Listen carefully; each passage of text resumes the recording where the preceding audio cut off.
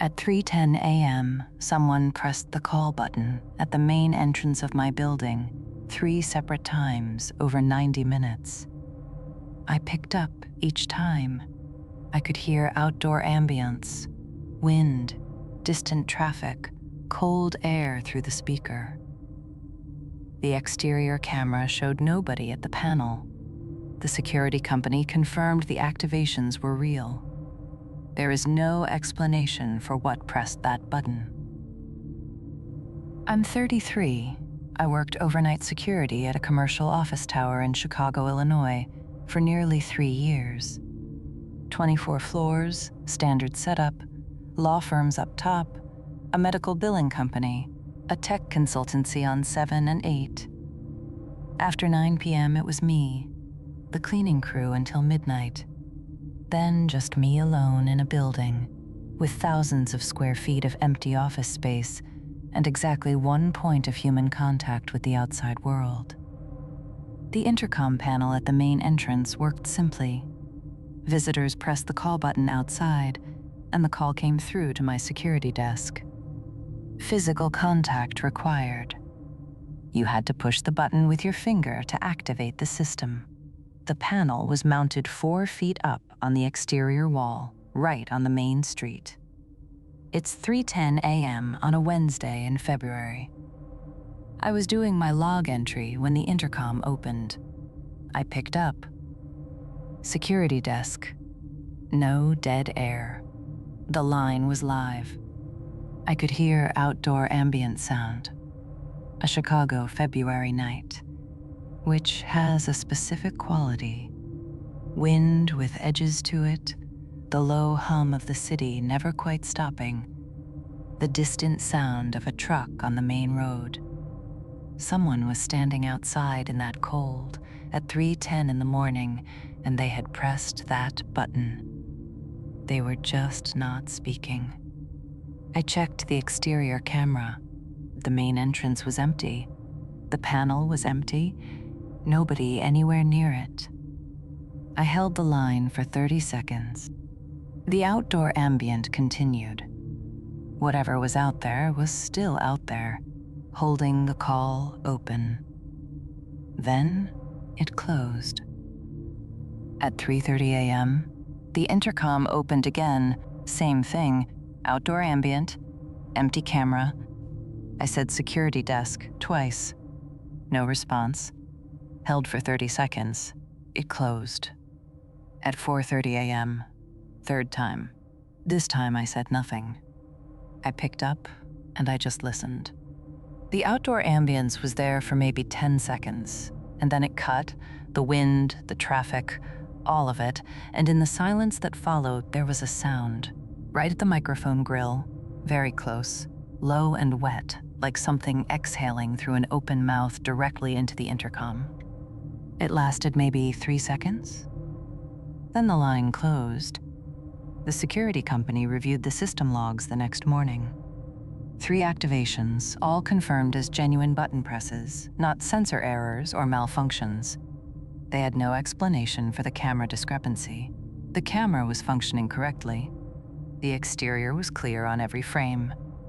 Something pressed that button 3 times. Something stood outside a building in Chicago at 3 in the morning and held a speaker to whatever it had for a mouth. I requested a partner for overnight shifts. Denied. Budget constraints, they said. I kept working there for another 8 months. I picked up every intercom call for 8 months. None of them were that again. But every time the line opened at night, I held my breath for those first few seconds, waiting to find out what was on the other end.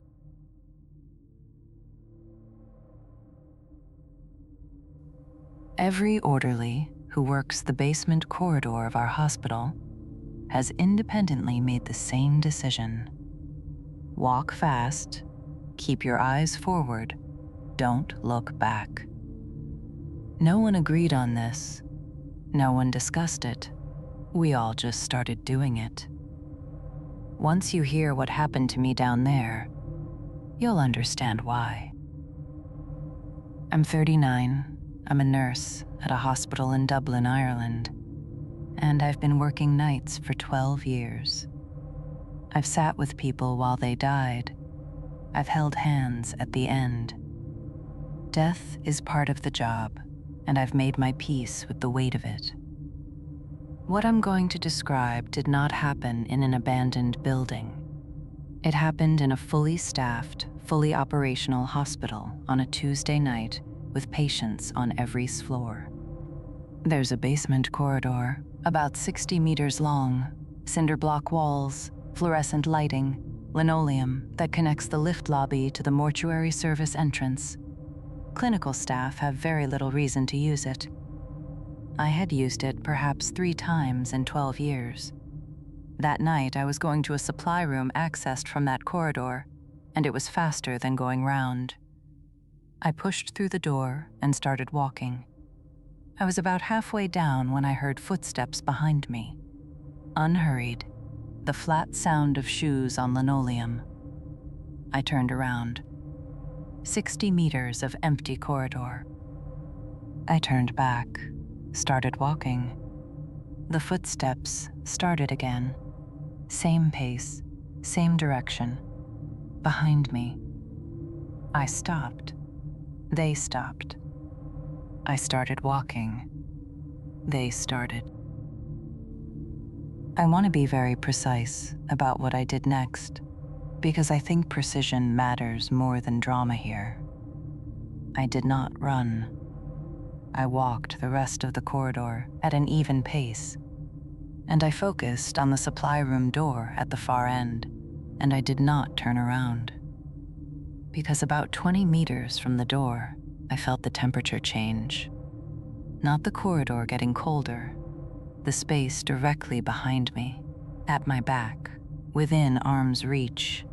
A cold that was specific and localized, and had a quality to it that felt like presence, like something standing very close behind me, that was significantly colder than the air around it. The door was 10 meters away. I kept walking. I opened it. I stepped inside.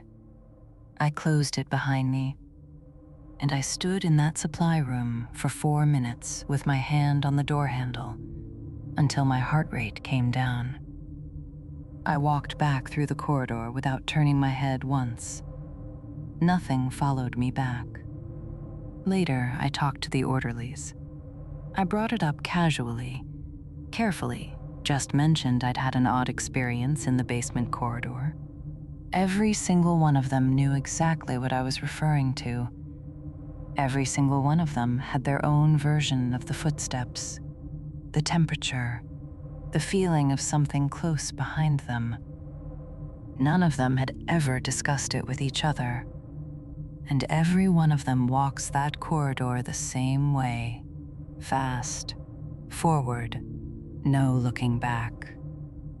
Think about what it means that we all, independently, made that exact same call. Think about what we've all collectively agreed is behind us.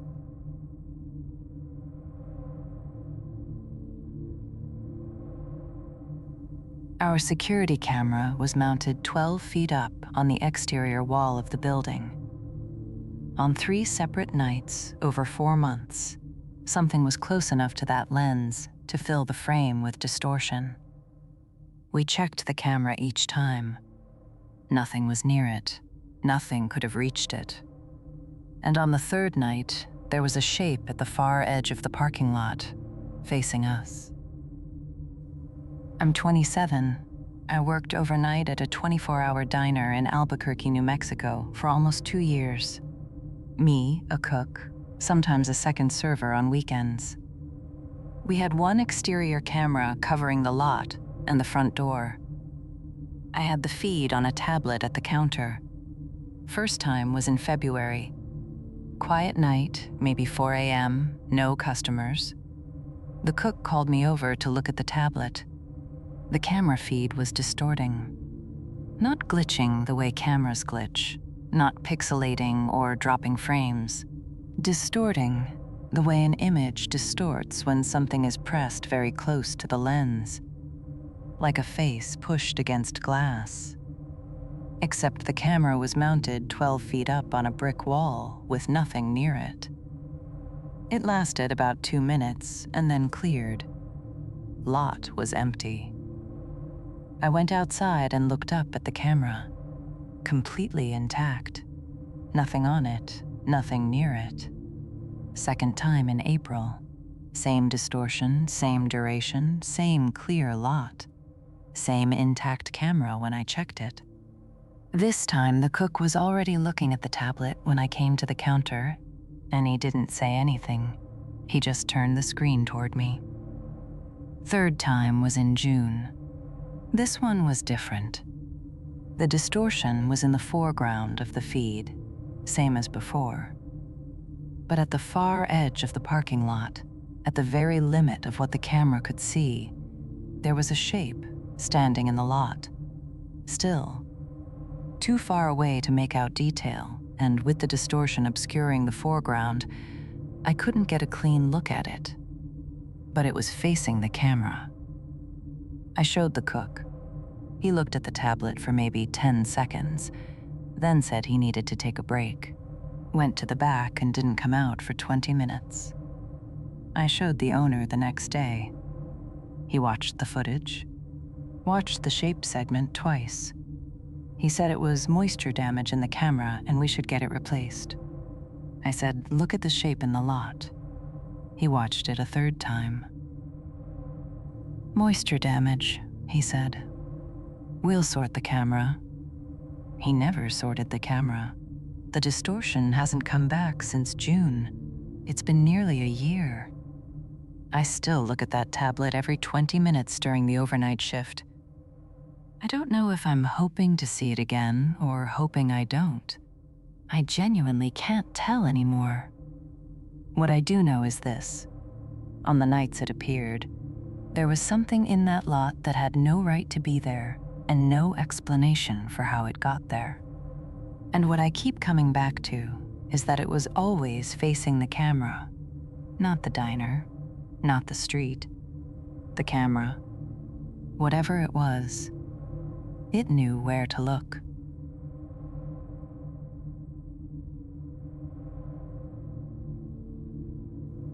He came in every night for 3 weeks, between 3 and 3:30 a.m. Never bought anything, just walked the aisles and left. The one night he spoke, he told me I shouldn't be alone in there at night. When I pulled the camera footage to show my manager, he wasn't on it. Not one frame. 3 weeks of nightly visits and not a single frame. I'm 23. I worked overnight at a convenience store in Seattle, Washington for about 8 months during college. Overnight retail has its own rhythm. You know your regulars, you know their patterns. You develop an instinct for who belongs and who doesn't.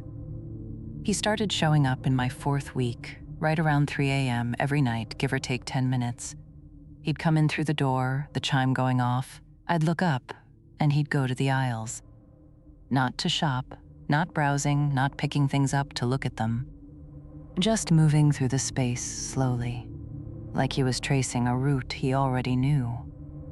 He'd come to the end, come to the counter, stand there for a moment looking at me, and leave every night for 3 weeks. I mentioned it to my supervisor after week 1. She shrugged, said he'd been doing it since before she worked there. She didn't seem concerned. I filed it under weird regular and moved on. In week 2, I started talking to him. Good morning, how are you? The normal things. He'd look at me for a second. Not coldly, not aggressively. Just like the words were landing somewhere at a slight delay. And then he'd leave without responding. Last night I ever saw him, he came in at 3:15 as always, did his route, came to the counter. I said, "Good morning." He looked at me, and then he said, "You shouldn't be alone in here at night." I said, "It's my job." He said, "I know. I'm just telling you." and he walked out. I never saw him again. 3 weeks of showing up every single night, then gone. I told my supervisor the next day. She said she hadn't seen him in months. I told her he'd been in every night for 3 weeks. She said that wasn't possible. She does 2 overnights a week, and she would have seen him. I pulled the security footage. 4 cameras covering every angle of the floor, both entrances, the register. 3 weeks of footage. His exact time window every night. He's not on it. Not one frame. Not the door chime triggering on his entries. Not a shadow, not a blur, not an artifact, nothing.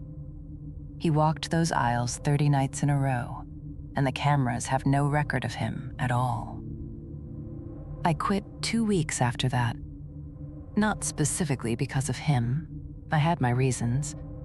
But in those last 2 weeks, every night behind that counter, I found myself looking at the aisles differently, wondering what he could see in there that I couldn't. What came in at 3 a.m. that only he could see, that kept bringing him back night after night to check. He told me not to be alone in there. I've thought about that a lot since. He wasn't warning me about something he was going to do. He was warning me about something else. Something he had been watching every night. Like, share, and subscribe.